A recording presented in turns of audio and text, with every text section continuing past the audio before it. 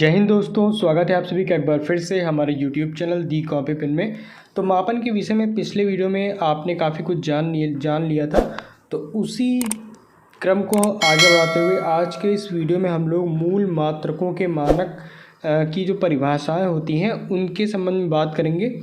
तो देरी न करते हुए वीडियो की शुरुआत करते हैं, और अगर आप चैनल पर नए हैं तो प्लीज़ चैनल को सब्सक्राइब कर दीजिए और दोस्तों को भी शेयर करिए। तो चलिए शुरू करते हैं आज का वीडियो। पिछले वीडियो में आप लोगों ने लंबाई का जो मात्रक या फिर मानक मीटर जो होता है उसकी डिफिनीशन क्या होती है वो आप पिछले वीडियो में जान चुके हैं। आप अभी एक जान सकते हैं कि जैसे एक मानक मीटर वह दूरी है जिसमें शुद्ध क्रिप्टॉन 86 से उत्सर्जित होने वाले नारंगी प्रकाश की 16,50,763.73 तरंगे आती हैं। ठीक, तो ऐसे ही 2-3 और परिभाषाएं थी इसके संबंध में, वो पिछले वीडियो में आप लोगों के साथ चर्चा हो चुकी है। अब जानते हैं लंबाई के छोटे मात्रक तथा उनका मीटर से क्या संबंध है। ठीक, तो अगर 1 मीटर की बात करें तो 100 सेंटीमीटर के बराबर होता है, वहीं 1 सेंटीमीटर बराबर होता है 10 मिलीमीटर के, और 1 डेसीमीटर 10 सेंटीमीटर के बराबर होता है। ठीक, तो इस प्रकार हम कह सकते हैं कि जो 1 मीटर है वो 10 डेसीमीटर के बराबर है। ठीक, अब यहाँ से कन्वर्ट करेंगे। देखिए 1 सेंटीमीटर बराबर 1/100 मीटर ऐसे लिख सकते हैं। अब हम 100 को 10 की पावर 2 भी लिख सकते हैं, और ऊपर जाएगा तो माइनस में हो जाएगा तो 10 की पावर -2 मीटर। तो उसी प्रकार 1 मिलीमीटर को भी 1/1000 मीटर लिख सकते हैं, और ये 10 की पावर 3 इसको लिख सकते हैं ना। सब बेसिक चीज़ें आपको पता होंगी। और ये जब ऊपर जाएगा तो 10 की पावर -3 मीटर हो जाएगा। ठीक, तो 1 सेंटीमीटर को हम लोग 10 की पावर -2 मीटर भी लिख सकते हैं, और 1 मिलीमीटर को 10 की पावर -3 मीटर लिख सकते हैं। ठीक, और अब 1 माइक्रोन की बात करें तो 1 माइक्रोन इसको कैसे लिखेंगे, तो 1 माइक्रोन इज इक्वल 1/10 लाख या 10 की पावर 6 मीटर। तो इसी प्रकार ये भी ऊपर जाएगा तो 10 की पावर -6 मीटर हो जाएगा। तो वहीं 1 नैनोमीटर कितने मीटर के बराबर होता है, तो 10 की पावर -9 मीटर, और 1 एंगस्ट्रॉम इज इक्वल टू 10 की पावर -10 मीटर। वहीं 1 एक्सरे मात्रक इज इक्वल टू 10 की पावर -13 मीटर, और 1 फर्मी इज इक्वल टू 10 की पावर -15 मीटर। तो बहुविकल्पीय प्रश्नों में वैसे तो मुश्किल है पूछा जाए ऐसे क्वेश्चन, लेकिन आप ध्यान में रखिए यूनिट चेंज करते समय इनका यूज काफ़ी देखा गया है। ठीक, तो याद भी रखिए, इम्पॉर्टेंट है।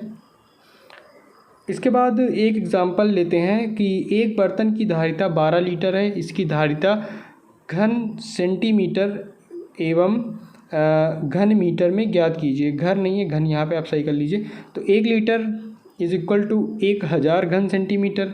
ठीक, तो हमको 12 लीटर का फाइंड करना है, तो 12 से क्या कर देंगे, गुणा कर देंगे, तो यहाँ पे 12,000 हो जाएगा। ठीक, तो फिर अब 1000 लीटर इज इक्वल टू 1 घन metre, 12 litre is equal to 1 × 12/1000। तो ये ऊपर जब जाएगा तो 10 की पावर -3 हो जाएगा, या 0.0012 घन मीटर आ जाएगा। ठीक, अगर लंबाई के बड़े मात्रक की बात करें उनका मीटर से क्या संबंध है, तो 1 किलोमीटर इज इक्वल टू 10 की पावर 3 मीटर, और 1 प्रकाश वर्ष इज इक्वल टू 9.46 × 10 की पावर 15 मीटर। ठीक है, अब हम लोग माइक्रोन के बारे में जानते हैं कि भाई माइक्रोन क्या होता है। तो ये तो पता है कि 1 माइक्रोन बराबर होता है कि 10 की पावर -6 मीटर। अब माइक्रोन जो होता है वो लंबाई का एक छोटा मात्रक है। ठीक, जो जीवाणुओं के आकार को व्यक्त करने में प्रयुक्त किया जाता है, और इसे ये म्यू द्वारा प्रदर्शित करते हैं, ये इसका चिन्ह होता है। 1 माइक्रोन 1 मीटर का 10 लाखवां भाग होता है, और इसको आप कह सकते हैं कि 1 माइक्रोन इज इक्वल टू 10 की पावर -6 मीटर। ऐसे ही एंगस्ट्रॉम की बात करें तो एंगस्ट्रॉम भी लंबाई का एक छोटा मात्रक है, और इसका उपयोग परमाणुवीय आकार तथा प्रकाश एवं रेडियो तरंगों की तरंग दैर्ध्य को व्यक्त करने में किया जाता है। और इसे एंगस्ट्रॉम, तो ए के ऊपर आप डिग्री का साइन लगा सकते हैं ना, उसके ऊपर गोल गोल द्वारा प्रदर्शित करते हैं। और 1 एंगस्ट्रॉम जो होता है 1 माइक्रोन का 10,000वां भाग होता है, या इसको 1 एंगस्ट्रॉम इज इक्वल टू 10 की पावर -10 मीटर कहते हैं। ठीक, अब प्रकाश वर्ष की बात आती है, तो प्रकाश वर्ष क्या है भाई, ये लंबाई का एक बड़ा मात्रक है और इसका उपयोग खगोलीय दूरियों, ठीक, जैसे पृथ्वी से अन्य ग्रहों अथवा सूर्य व तारों के बीच की दूरी आदि को व्यक्त करने के लिए किया जाता है। और इसका संकेत आप लाइट ईयर मतलब कि LY द्वारा प्रदर्शित कर सकते हैं, या अन्य परिभाषा की बात करें तो एक प्रकाश वर्ष प्रकाश द्वारा निर्वात में एक वर्ष में चली गई दूरी के बराबर होता है। तो एक प्रकाश वर्ष is equal to 9.46 into 10⁻15 metre, ये आप सबको पता है। अब ये तो बात हो गई है, जो भी चीज़ें यहाँ पे बताने लायक थी वो मैंने आप लोग को बता दिया है। अब मापन करते समय कुछ सावधानियाँ भी रखनी चाहिए, जैसे कि मापनी को उस वस्तु की लंबाई के साथ संपर्क में रखें। मापन लेते समय आँख की स्थिति सामने की ओर तथा एक रेखा में रहनी चाहिए। मापनी या छड़ के सिरे खराब नहीं होने चाहिए, ठीक। मापनी को मापे जाने वाली लंबाई पर बिल्कुल ठीक तरह से रखना चाहिए। इसके बाद हम बात करेंगे द्रव्यमान का मात्रक। तो एसआई पद्धति में द्रव्यमान का मात्रक किलोग्राम होता है, ठीक, और इसे संकेत के रूप में आप केजी भी लिख सकते हैं या किलोग्राम करके लिख सकते हैं। इसकी परिभाषा की बात करें तो एक मानक किलोग्राम पेरिस के निकट सेब्रे में अंतर्राष्ट्रीय मापतौल कार्यालय में रखे प्लैटिनम इरिडियम मिश्र धातु से बने एक विशेष बेलन के द्रव्यमान के बराबर है। इसकी अगर अन्य परिभाषाओं की बात करें तो एक और परिभाषा सामने आती है कि एक मानक किलोग्राम कार्बन 12 तत्व के 5.0188 इंटू 10⁻25 परमाणुओं के द्रव्यमान के बराबर होता है, ठीक, ये हो गया। अब द्रव्यमान के छोटे मात्रक एवं उनका किलोग्राम से क्या संबंध है, इसकी बात करते हैं। तो 1 किलोग्राम जो होता है वो 1000 ग्राम के बराबर होता है, ये आप सबको पता है। तो 1 gram is equal to 10⁻³ kilogram, ये हो गया। और 1 milligram is equal to 10⁻6 kilogram. ऐसे ही बड़े मात्रक की बात करें तो 1 क्विंटल जो होता है वो 10⁻² kg के बराबर होता है। वहीं 1 मीट्रिक टन जो होता है 10 क्विंटल के बराबर होता है। और 10 क्विंटल जो होता है वो 1000 किलोग्राम 10⁻³ किलोग्राम के बराबर होता है। तो ये द्रव्यमान की बात हो गई। आगे हम लोग बात करते हैं समय का मात्रक, ठीक। तो समय जो मापन की भाई जितनी भी पद्धतियाँ आप लोगों ने पढ़ी हैं उनमें समय का मानक मात्रक जो है वो सेकंड ही है, और इसे संकेत के रूप में आप स्मॉल s के रूप में लिख सकते हैं। समय के छोटे मात्रक एवं उनका सेकंड से क्या संबंध है, इसकी बात करें तो 1 मिली सेकंड जो होता है 10⁻³ सेकंड के बराबर होता है, और 1 माइक्रो सेकंड जो होता है वो 10⁻6 सेकंड के बराबर होता है। वहीं 1 नैनो सेकंड की बात करें तो 10⁻9 सेकंड, और 1 पिको सेकंड की बात करें तो 10⁻12 सेकंड के बराबर होता है। अगर बड़े मात्रक की बात करें तो 1 मिनट जो होता है वो 60 सेकंड के बराबर होता है, और 1 घंटा कितने 60 मिनट के बराबर होता है। अगर सेकंड की बात करें तो 3600 सेकंड के बराबर होता है। वहीं एक दिन में 24 घंटे होते हैं या 86,400 सेकंड के बराबर होते हैं। एक वर्ष की बात करें तो एक वर्ष में 365 दिन होते हैं। अगर सेकंड की बात करें तो ये आपका जाएगा लगभग 3,15,36,000 सेकंड, ठीक, ये हो गया। अब इसके बाद हम अगले पॉइंट की तरफ चलते हैं, तो वह है ताप का मात्रक। आप सबको पता है इसका मात्रक क्या होता है। एसआई पद्धति में केल्विन होता है और के से इसे डिनोट करते हैं।